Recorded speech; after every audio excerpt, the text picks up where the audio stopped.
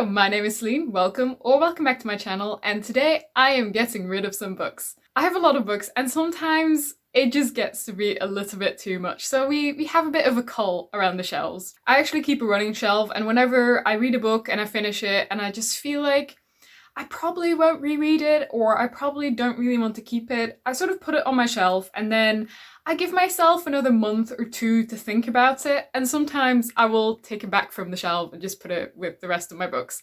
And sometimes, you know, some time has passed and I'll be happy to get rid of it. In terms of criteria of what I keep or what I donate or get rid of or sell, whatever, it really depends on the book and sort of the state of the book as well. I usually think about several factors, including, will I reread this book in the future? You know, was there something about it that makes me think upon a reread this book would be even better or even more interesting? I'll also think about whether a book is rare or not. Sometimes some books that I have would be difficult to replace, and if that is the case, then the barrier for actually letting it go is a bit higher. Sometimes I also just get rid of books that I bought at some point but just sort of lost interest in. My goal for my shelves is to sort of represent both my tastes, so my favorites, but also books that I'm still interested in and not just books that I bought years and years ago, haven't touched since, and have just completely moved on from. So the first book I'm getting rid of is Guns of the Dawn by Adrian Tchaikovsky. And I've read this book and it was good. It was a very solid fantasy read. The premise of this is I sometimes see it pitched as a Jane Austen character being forced into the army. So the main character, who in this sort of vague early 19th century setting, except there are some fantasy things about it, so it's not really England. She is forced to join the army because they've sort of run out of men and now they just start drafting women, and she is the person in her household who decides to go. The battles seem to be inspired by the Napoleonic Wars. So there's guns, but you know, they're the kind of guns where you have to like reload it and it takes 2 minutes. I know absolutely nothing about guns, which this makes very clear. And I think maybe comparing it to Jane Austen character kind of does this book a little bit of a disservice, because although the female main character is a badass and she is really cool, I'm not sure that the depth of the character relationships are truly on the level of Jane Austen. And overall, I mean, this is quite a long book, and I didn't find the ending to be super satisfying. It was fine.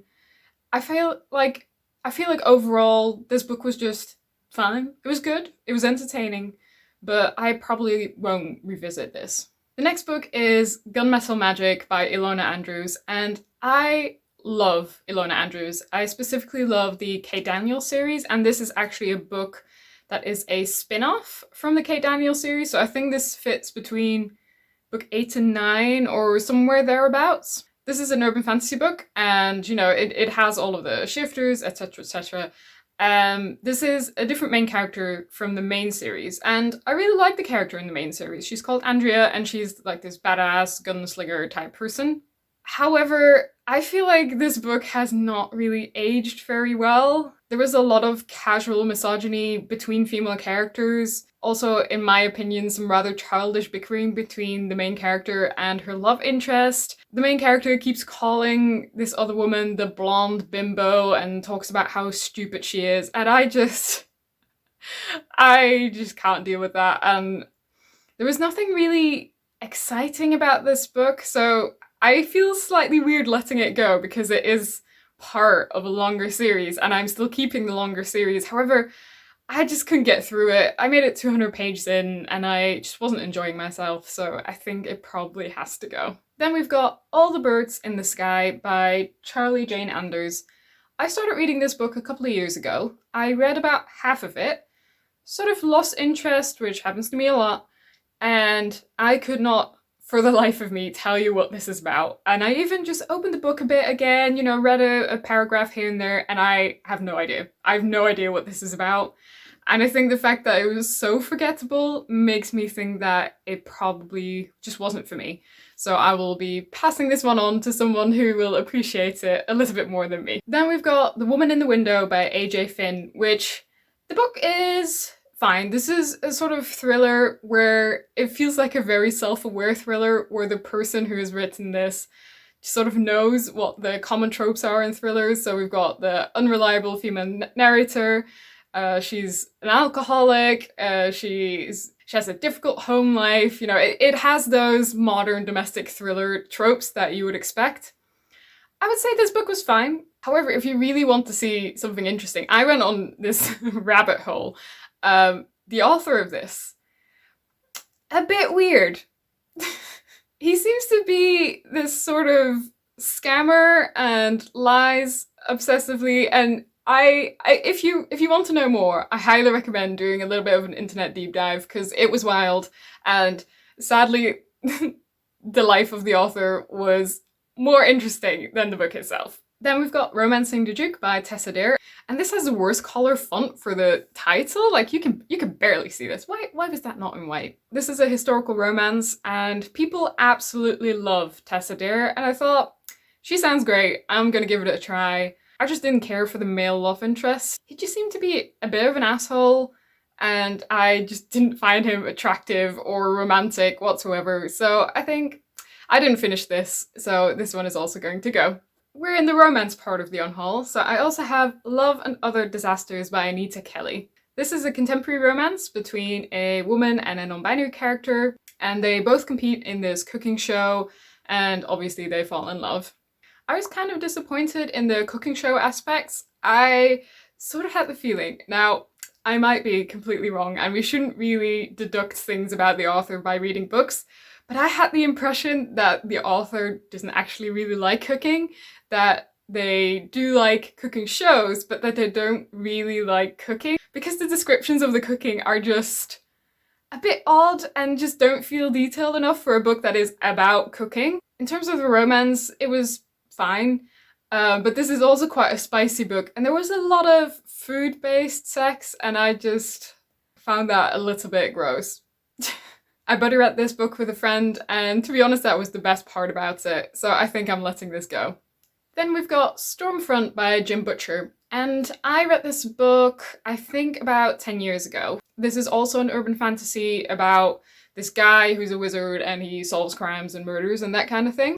I initially read this book and the second book on ebook, and I didn't continue the series, which is normal for me, but I had every intention to return to it at some point. However, I recently saw a review by Emily Fox about Stormfront, and she read a lot of quotes from the book, and that review made me rethink some things, because there's just so much casual misogyny in this book, and supposedly it gets better around book 6, and I am just not spending how many ever hours of my life that it takes to get to like book 5 or 6 or whatever the point is that it gets good.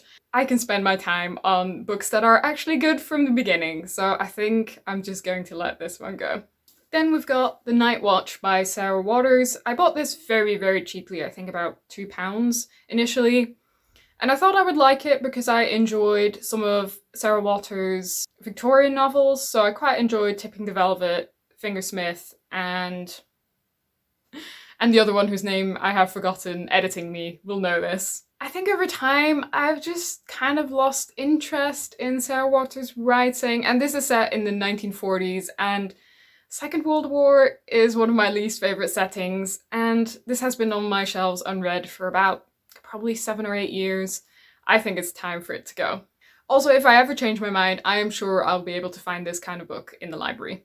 Then we've got A Natural History of Dragons, a memoir by Lady Trent by Marie Brennan. This is a fantasy book about a woman who wants to be, let's call it a dragon scientist, a person who researches dragons, and it's set in this historically inspired fantasy world. I read this book, and I finished this book. It's actually not very long.